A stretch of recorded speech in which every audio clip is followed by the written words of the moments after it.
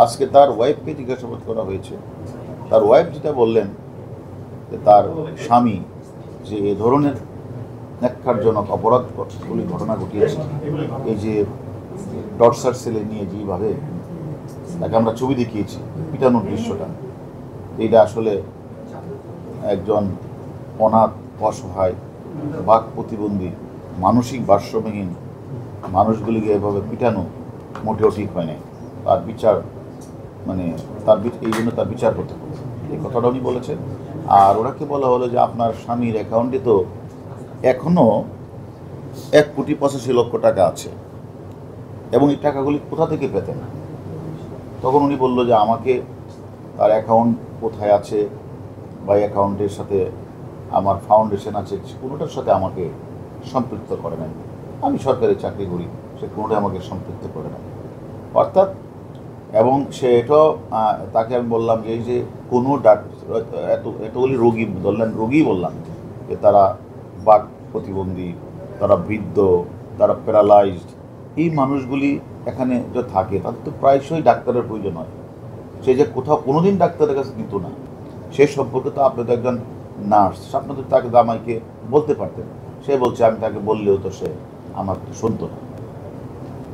এইভাবে আমরা মিল্টন সমাদ্দারকে আমরা জিজ্ঞাসাবাদ করছি। জিজ্ঞাসাবাদে আসলে ভয়াবহ, লোমহর্ষক সব ঘটনা বের হয়ে আসছে তার কাছ থেকে। এবং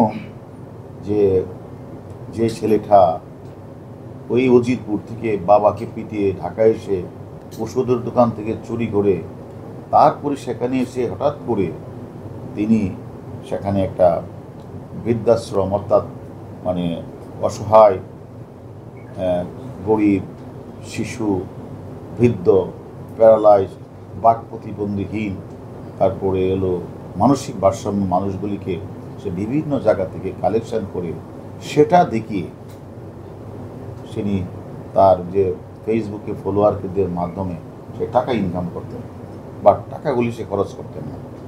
অন্যদিকে ওই গরিব অসহায় মানুষগুলি যে চিকিৎসার জন্য অনেক সময় অপারেশনের প্রয়োজন হতো, কত পচন ধরেছে হাতে, সে হাতও কেটে ফেলতো, আঙ্গুল কেটে ফেলতো, ব্লেড দিয়ে সে কেটে ফেলতো, এই যে রক্ত বের হতো এবং সে শেখা এবং এই যে ব্লেড ছুরি দিয়ে কাটাছেঁড়া রোগীরা কষ্ট পেত, আর্তনাদ করতো, এই মাদকাসক্ত মিল্টন পৈশাচিক আনন্দ উপভোগ করতেন।